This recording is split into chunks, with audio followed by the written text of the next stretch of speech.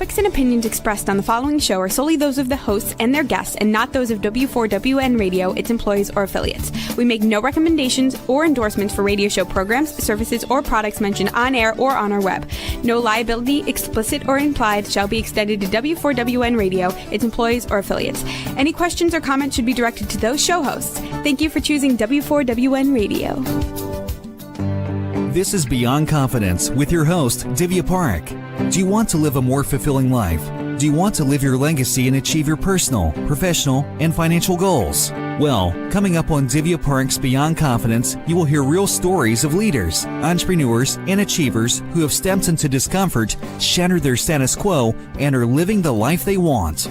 You will learn how relationships are the key to achieving your aspirations and financial goals. Moving your career or business forward does not have to happen at the expense of your personal or family life, or vice versa. Learn more at www.divyaparekh.com, and you can connect with Divya at contact@divyaparekh.com. This is Beyond Confidence, and now here's your host, Divya Parekh. Good morning, listeners. It's Tuesday, and I'm so thrilled to be here with you. And I want to thank each and every one of you for watching our show, because I have some really, really great news. So what I was doing was I was just searching for something in ChatGPT, so which is like a large language learning model, like Gemini, Claude, or Anthropic, as you might know, or Copilot. And what happened was 2 times I look for some toxic boss, and I look for something else, and our show popped up, and it is all because of your love. Because yes, we were in the top 10% worldwide, but now because of your viewership, because of your listening, we are showing up organically, just being who we are. So thank you, thank you, thank you. I want to thank each and every one of you for watching our show with all my heart, and just wanted to share this good news with you that now we are showing up in the AI model as well, and to let you know that organic does work. So keep watching, keep sharing, because you don't know whose life you might be changing. So thank you again, and let's bring in our guest today. Hey, everybody. Hi, welcome, Jackie. Thank you. Thank you. Glad to be here. So excited. I was really excited about joining you today. So I'm really interested in getting into some good conversation. Absolutely. So tell us, we usually start out from either childhood or youth.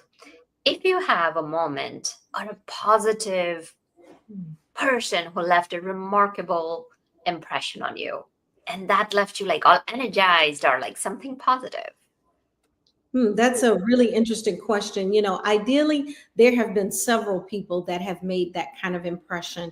But the first person that really made the greatest impression on me probably was my own mother.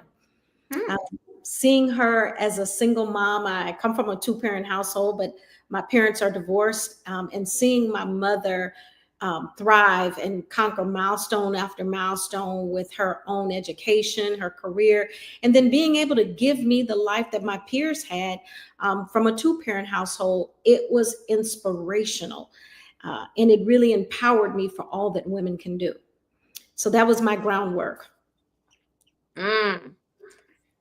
Oh, that is fantastic. So as you grew up, when did your interest take you? I am a person, and that's a real funny question that people often laugh, because I'm a person that has worn numerous hats. I've owned 5 brick and mortar businesses. I have moved through and evolved through different career paths, where I was started out my early career. I'm wicked smart in the sciences, and I was going to go down the pathway of being a pharmacist. And ideally, I think all of that has led me to coaching, because in my earliest career journeys, the one constant, the one consistency was that no matter what I touched, I was gifted at being able to coach and train others. And it became synonymous with no matter where I worked, no matter which Fortune 500 company I was working with or working for, or no matter what business I started, it all roads always led back to coaching and training. And so it became a constant. It became more of my zone of genius. And it's where, I feel the most fulfilled. Mm. So, out of all of your corporate jobs, which one would you say you enjoyed the most? Or that kind of like, it was some challenging, any experiences from there that you still carry with you? Wow. I have really had an amazing career journey in corporate. But there were two companies that really hit home for me. The first one is that when I decided I didn't want to do pharmacy and it wasn't my jam, like many people, if you're not going to become a clinician of some sort, you wind up likely in some healthcare field. I was no different. And so I evolved and wound up at Johnson & Johnson Pharmaceuticals. I was there for almost 11 years. And the work and the environment as a hospital specialist, which is what I was during that time in training, was so powerful for me because it allowed me to really hone in on the core of, once again, helping others, understanding what their real problems were and providing solutions that could help them get to a better place in their lives, in their healthcare journey. And so that was really, really powerful. It was when the early juices of my innovation and mindset came to fold as I, stepped into the environments of winning standards of leadership and all kinds of other accolades. All those things were great, but they still didn't have the same impact that I had when I knew that I helped a family or I saw somebody's life change or someone's child really make a difference from the medication that they had tried based upon the recommendation I was making to the physician. So I really, really love that. And I'd say if I had to pick a second, I worked for Walters Kluwer designing med school curriculum. And I absolutely love that because it allowed me, even though I don't want to be a pharmacist, that passion is always there on the healthcare side, and being able to lean in with some of the world's top clinicians, authors, editors in the healthcare space, designing that M1, M2 curriculum. I love that. And it was a wonderful place for me to meet some amazing people that I still hold near and dear to me today. Fantastic. So what would you say were a couple of challenges that you faced in those careers?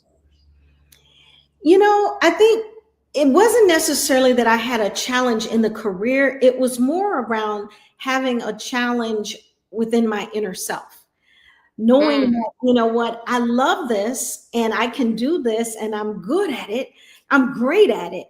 But there was something that was always in me, that entrepreneur bug was always there. I think that's why I always rocked the 9 to 5 and the 5 to 9. I was always doing both. I think that inner turmoil of knowing that I wanted to be my own boss, and beyond being my own boss, because a lot of people may want to do that, I wanted to do good for the world. I wanted to do something different and more.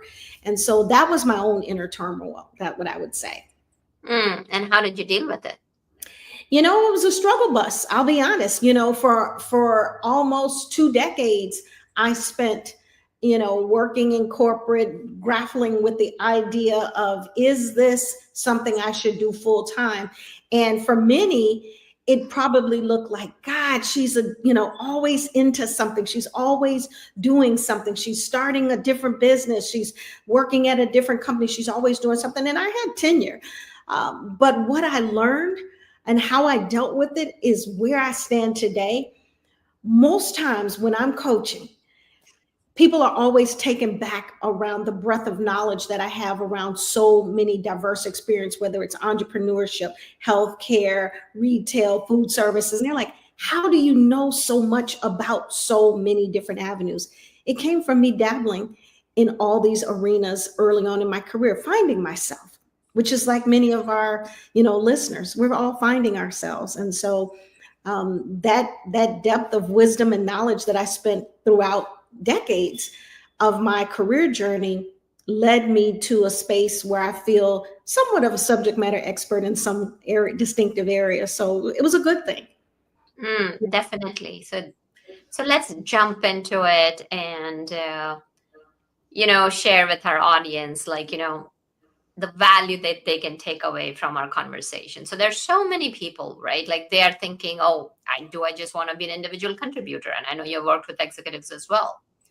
Yes. So there's some hesitation, like sometimes, especially, a lot of women and men, like, when they're in the tech, they have the options of just kind of being a tech leader, which is still, let's say somebody's a software engineer, they just kind of go directly in that path, or it can go in the people management.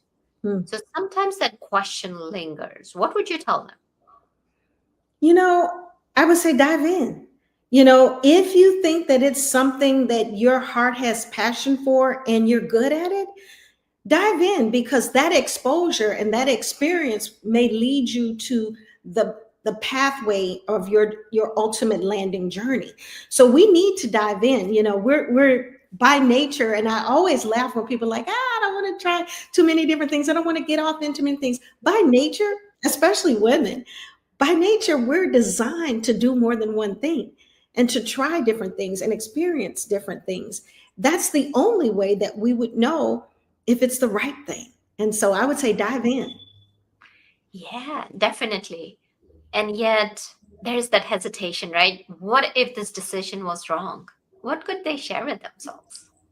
Well, as any good coach would tell them, I just saw a quote, I think that Denzel Washington just posted last week, and it talked about the essence of the trials, the tribulations, the issues that we experience are actually the gifts, because they're the things that teach us about how our path forward should be, how it teaches us about resilience, it teaches us about the appreciation for the good things in our life when we experience adversity. So I'm here for it. I'm here for it. Yeah, no, definitely. And what are some of the factors people can know that they're ready for a promotion? That's a Or what can they implement so that they can go and advocate for themselves? That's a wonderful question. As I think about what I would tell someone that is interested in a promotion, is to think about, you know, where am I really valued most? And then speak to your own leadership, your peers and partners that collaborate and work with you. Do they see you as you see yourself? Oftentimes, people are always saying, hey, I want more money, I want to get promoted. And maybe, just maybe, you're not ready. And so we have to reaffirm for ourselves, not that we are the only ones that think that, giving ourselves that attaboy, but that others see our work as value added. And if you ask the right questions and you're getting the feedback time and time again, pretty consistent, you can best guess that I'm probably ready. And if you are ready, then, I'm always a strong proponent of rich feedback. So we don't wait until we're ready to get promoted to ask the hard questions or to carve out our pathway. It's consistent. It's routine.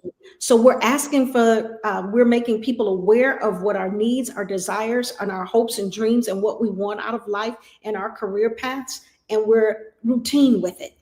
And then we carve out the pathway to get there alongside. So Yeah. And one of the key things so many times happens is, like, since we're on the topic of tech, let's kind of stick with it. Yeah. That, well, it so happens sometimes, like in the tech world, or even if it's, there are certain careers where you still don't find as many women. And so in those careers, like, one of my client was an accountant. Some of them are in like a very, very high tech area, or lawyers. And they'll come and say, I'm the only one in the room as a woman. And all these men don't get me. And yeah. and so many times what happens is that they do miss the camaraderie of having other women.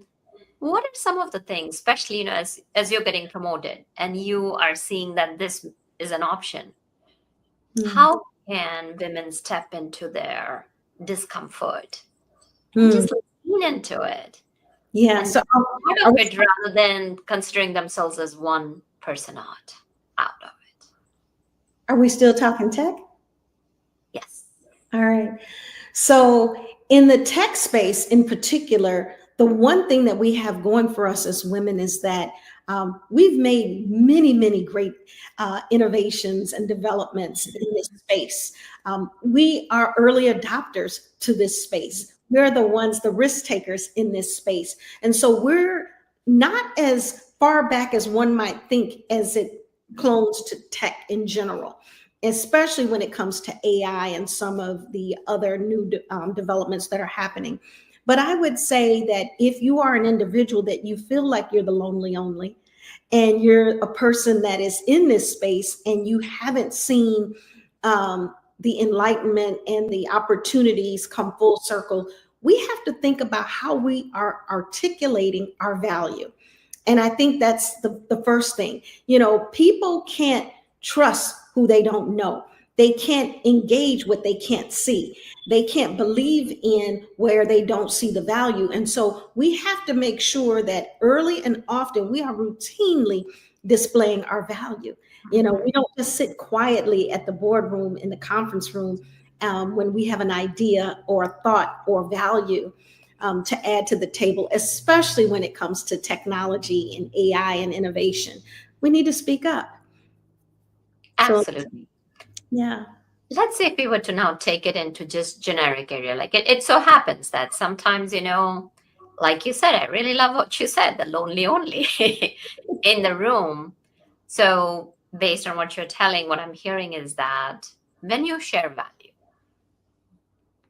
you are going to be building influence, because influence is not waiting till the end of the year, thinking ahead of time Yeah. and being strategic about it. So what are your some of the favorite strategies that your clients have seen success with? Yeah, I think that not only articulating value, but displaying it as well, right? I mean, we could say all day long that, hey, I'm valuable, like I did a good job. But the reality is that I've got to Yeah. see it to believe it. So displaying it and articulating the value. My biggest thing with clients, you know, I'm a proponent. I wrote an article this past year in Forbes around intrinsic value and being able to talk to our audience about and our clients and our peers, partners, and our families about how we amplify our work. You know, whether we're displaying it, articulating it, you know, that's the first place that I focus. Owning your own intrinsic value, because at the end of the day, you can work for an amazing company, have dynamic ideas, and you really can be valuable, but still be overlooked. And Mm, so when you know your intrinsic value, and when I try to encourage my clients to see and own it, you don't stay in environments where they don't serve you. You don't stay in environments where they can't see you or they don't witness or acknowledge your greatness. And so that's the first thing. Own your own intrinsic value so that it becomes that guiding compass that directs your career, your life, your leadership, and beyond. mhm. That's a very powerful point, that own your intrinsic value. Because Yes, here's the thing, if you don't see the value that you're bringing, it is hard to advocate for yourself and influence others to see that. absolutely. Absolutely. Mhm. It becomes a struggle bus for so many. And it is the one finite thing that no matter whether I'm coaching a C-suite executive or early career professional, it's hard to own that. And even if they believe in their own intrinsic value, somewhere along the line, there is some saboteur, you know, that comes in and makes us rethink routine and lose sight of the vision that got us here. So it's really important. Absolutely. That is so powerful. And so now we have talked about people who are already in their jobs, but so many times what happens is that people are being laid off. And unfortunately, a lot of people have been laid off during this time. So, and the market is tough. Yeah. What are some of the like key things that you would share with them for the job search and getting back in the job market? Yeah. There's a multiplex of things that I think should and could be done, but none of them, and I repeat, none of them are done in this moment where we are now. Um, our lives are about staying ready. And that means, I'm famous for saying that no American should be without a residual source of income. I think it's really, really important. And what that looks like in a corporate setting may look different. Obviously, if you are the chief executive officer at a company, it may be challenging for you to have a 5 to 9. I'm not saying it in that context. Maybe it means that you're selling one powerful piece of real estate each year on the side that becomes your residual. Maybe it's you're consulting or advocating in some way outside of the workspace that's in a non-compete competitive way. Maybe and making sure that your employers are okay with that, being transparent up front when you first take the job. But the key here is to stay ready, own your skill sets, be mindfully aware of where there's gray matter now. I do a self-assessment annually, at least twice a year, where I'm looking at everything that's going on in the world. What don't I know? Where am I Yeah. not wicked smart? Where am I missing some of the puzzle pieces? And Yeah. when I get there, that's where I spend my investment in myself. I invest in those opportunities to learn and grow. That's what brought me to the space of many of my clients and myself owning this space of AI. I was an early adopter to it because I knew, I don't know, what is this? How is this? Where is this? And I made myself immersed in it so that I could really speak confidently about the decisions that I wanted to make. And that's what I encourage anyone that's listening to do, is that own your gray matter. Own it, know it, and make that where you make the greatest investment in your life for professional development. Stay ready. Have a residual source, because it's not when these times are going to come, or if, it's when, right? And so we have to be prepared for it no matter what. But as it relates to job search, the one thing that I'm always tickled about, is when I'm working with clients and I'm thinking and I'm asking them, I said, what percentage of your LinkedIn are people that are in your industry? And they're like, oh, about 80, 90%. And I'm like, yeah, therein lies the problem. I.e. LinkedIn, it's meant for you to network beyond your comfort zone, right? To link with people that are not in your industry, that you don't know, so that when times like these present themselves, you have a vast array of networks to go to engage. Because right now, applying for a job, LinkedIn will kill me for saying it, but it's not it. You're going to have to fill out the application, C-suite or otherwise, but you still need to network, and exhaust the possibilities of networking. If you've done one thing one way, don't go back and do it tomorrow or next week if it didn't serve you. Find new ways to network, and understand the hiring patterns. What I've noticed, Divya, is a lot of people as of late have been really disappointed about the amount of no's that they're receiving. It's disappointing at all levels, and these are amazingly smart individuals. But the reality of it is, when we don't understand the hiring patterns and the seasons for opportunities, sometimes we, get lost in the storm. It's fourth quarter. Sure, there's some jobs out there, but they're not plentiful, right? So we have to be mindful that, we normally see a little bit of a hiring freeze in the fourth quarter and be ramped up for Q1. So just some of the little tips about understanding, knowing, networking, and having residual kind of put you in a sweet spot so that you're not as distressed when, a forced pause happens. Mm. I really like what you mentioned about being ready, because as the trends we have seen, right? Because like beforehand, people would join a job and they would retire, they would get the pension, but those times have changed. Mhm. So from there, we went into full-time employees. From there, now we are getting into gig economy, where a lot of companies don't want to hire regular employees Yeah. versus them going for 1099s and Surprisingly, as a matter of fact, today one of my clients in the morning was sharing that she does real estate. She is also a content influencer.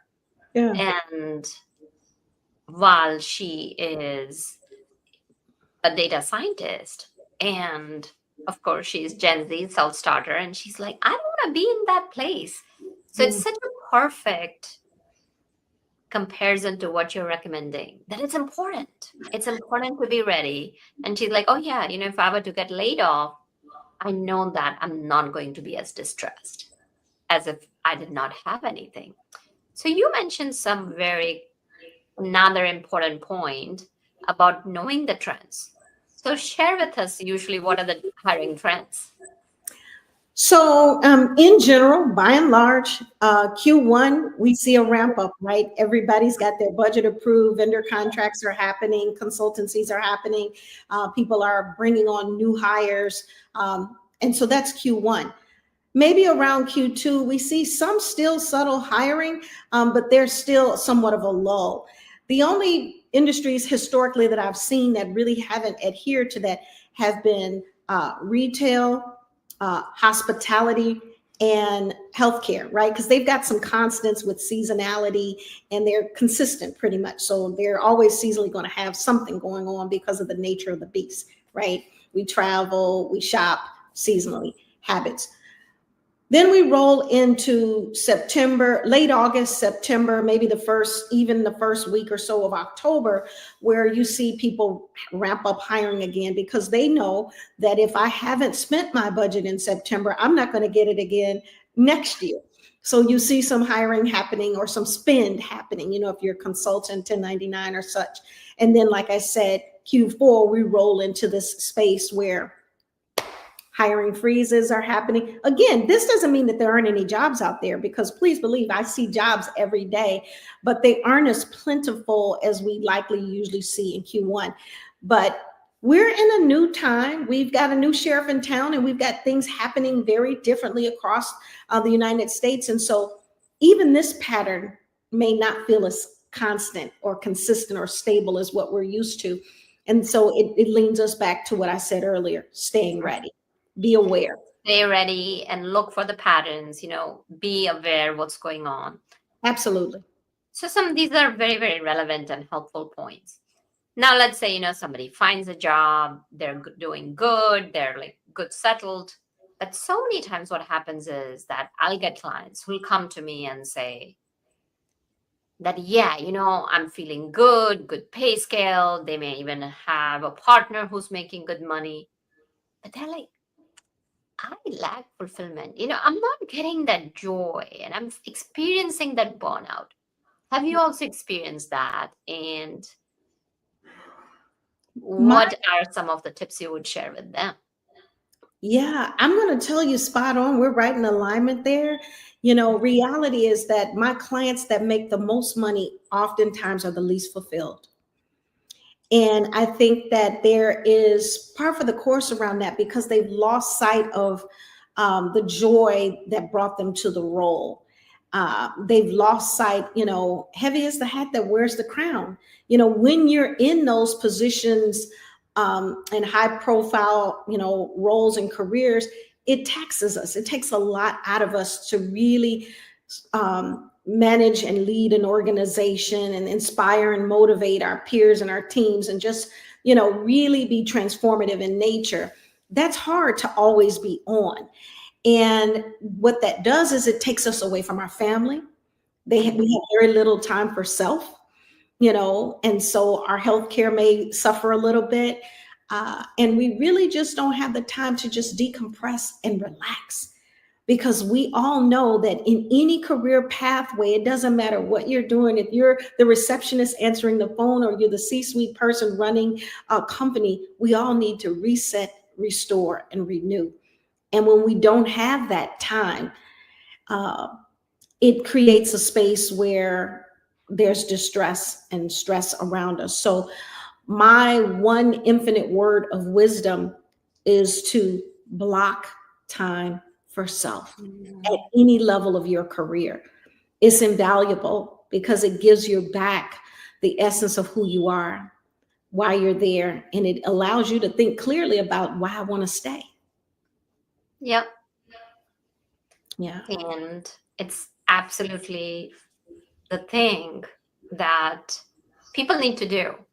Yeah. Because the question is, if not now, then when? Then when?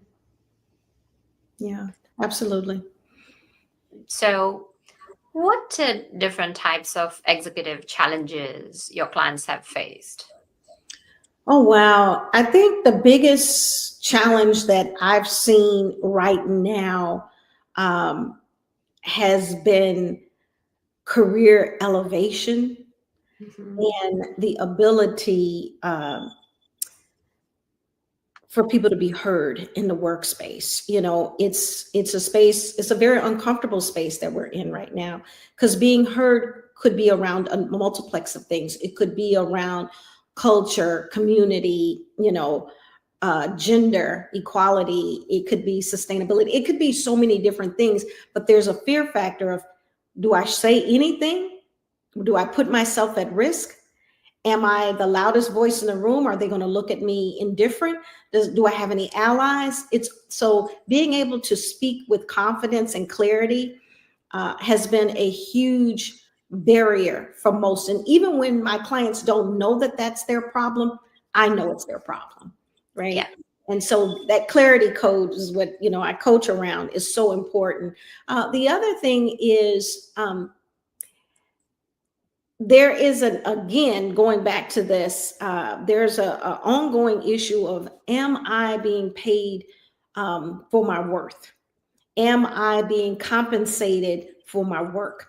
So right now, companies are getting leaner. We're seeing ourselves doing way more work than we signed up for, way more work than maybe the job description. If I'm a 1099 and I'm a fractional, I'm doing, my job and somebody else's as well. And it's like, did I sign up for this? And am I being fairly compensated for this? And I would say this, if it wasn't here before and it's here now, you may want to just try to navigate and weather the storm, because opportunities are a little bit scarce. There's a lot of amazing people in the job market right now. And if you have a job, I encourage you to keep it right now. And that's one piece of the puzzle. But being able to, again, all roads leading back to communication, being able to have that honest, rich level of communication to share with the leader or a thought partner or whomever, that this looks and feels different than what I signed on for, or I'm totally in to put in the work. Let's talk about what this may look like for future compensation increase, and things of that nature. But we're afraid to have the conversations. And if you're afraid to have the conversations, then you should, not even complain. You've got to be Yeah. ready to have the conversation. That's such a great point, because recently I was having a conversation with one of my clients where she said that I've only been with the company for like 10, was it? I think so, like 18 months or something like that. Mhm.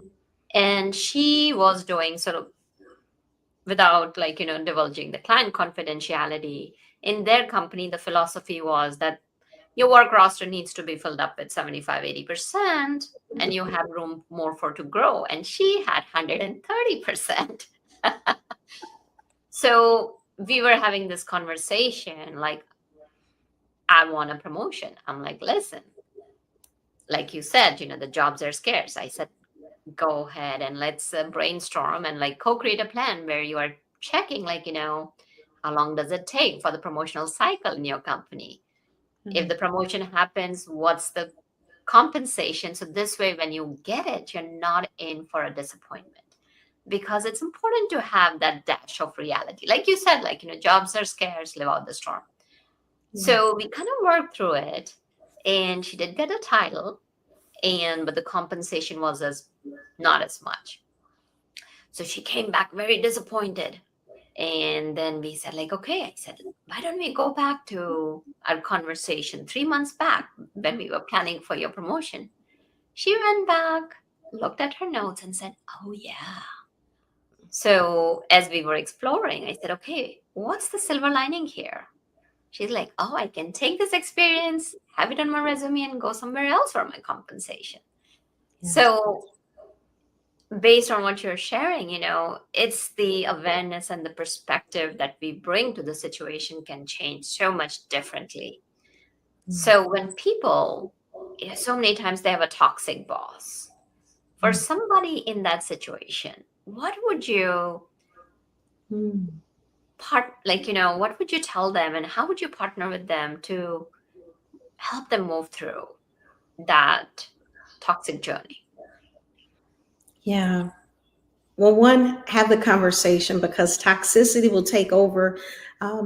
Sometimes that leader doesn't even realize that they're the toxic source. So, as best you can, without burning any bridges, still have the conversation. But I think that we need to remind ourselves of this, is that remind yourself about why you fell in love with the work. Because no matter what job you hold, no matter what company you work for, no matter what compensation or title that you have, if the work no longer soothes you, you won't Yeah. be happy there, no matter what salary. And so it's important that we fall in love with the work we're doing and do the best work. And because leaders come and go, we could have an amazing job, an amazing leader. And you and I have both seen it, right? Person gets this new job. They're, oh my God, this is so amazing. I love this career. And then the tides change, the boss retires, the boss leaves, the boss gets let go. And now everything feels just a little bit different. But when Yeah. we remind ourselves why we're there, fall in love with the work, not your boss, not your company, but fall in love with the work. If the work still meets your needs and your goals, then you go to work, you show up, you do great work, you fall in love with the work, and you let it go. And you Yeah. find fulfillment externally from the workplace. If you're no longer in love with the work and it's in tandem with a toxic boss, then you need to contact you or I about the opportunity for coaching so we can get you another opportunity. Absolutely. Some powerful things there. So we're kind of coming to the end of the show. So, what are some of the other things that are on your heart that you'd love to share with our audience? I mean, I think right now for me, what's on my heart and my mind is for anyone that is seeking career, life, and leadership fulfillment, is to remind themselves of um, where their zone of genius is. Where do you show up with minimal effort and lean into those things? That's where you're going to find the happiest levels of fulfillment. If it's where you're working, great. If it's someplace else, great. Go after it. Give yourself options, because life is about options. And that means, maybe rocking that 9 to 5 and that 5 to 9, or finding some other residual sources of income, and maintain these several people in your life. I believe every human should have a sponsor, a mentor, what I call a growth friend, a coach, and for God's sake, a therapist. I think that vital individuals in a life trajectory, somewhere along the lines. You don't necessarily need the therapist all the time, but maybe have them on speed dial for when you do. Have these people in your life, because what I have found is that the people that are the most successful, the most fulfilled, they have that village, and they're external to their family and friends. Mhm. And that village empowers you to do so many things and to achieve and conquer and have a plan for resistance, because guess what? We always need one. You'll always, Oh, absolutely. So powerful. yeah. So, Jackie, I'm sure that listeners will be thinking, okay, how can we contact Jackie? So, tell us, where can you be reached? Yeah. Tell us about your services. Yep. So I am leaning into the art of essentialism, and my ecosystem does two things pretty powerfully. I do one-on-one executive coaching, and I also do what I like to call keynotes with clients. And that's where I have some very succinct, specialized areas where I come out and do an experiential kind of keynote with application attached to it. All of that can be found at www.thecareerdoctorllc.com. I'm also leaning into AI like every other good person out here that's trying to fill that gray matter. And if you want to know more about my particular AI and how it's helping people amplify their communication strategy, you lean on over to www.engagexai.io. Well, fantastic. Thank you so much for joining us. It was such a pleasure. Same here. I absolutely loved it. And invite me back anytime. I had a great time today. Absolutely. And thank you, wonderful audience, for joining us and for watching our shows and helping us help other people.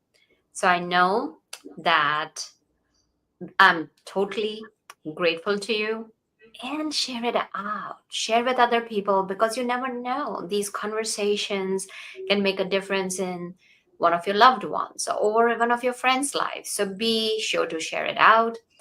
And thank you, Juan, for making the show technically possible. So be well, take care, and I'll see you all next time. See you next. Thank you for being part of Beyond Confidence with your host, Divya Parekh. We hope you have learned more about how to start living the life you want. Each week on Beyond Confidence, you hear stories of real people who've experienced growth by overcoming their fears and building meaningful relationships. During Beyond Confidence, Divya Parekh shares what happened to her when she stepped out of her comfort zone to work directly with people across the globe. She not only coaches people how to form heart connections, but also transform relationships to mutually beneficial partnerships as they strive to live the life they want. If you are ready to live the life you want and leverage your strengths, learn more at www.divyaparekh.com. And you can connect with Divya at contact@divyaparekh.com. We look forward to you joining us next week.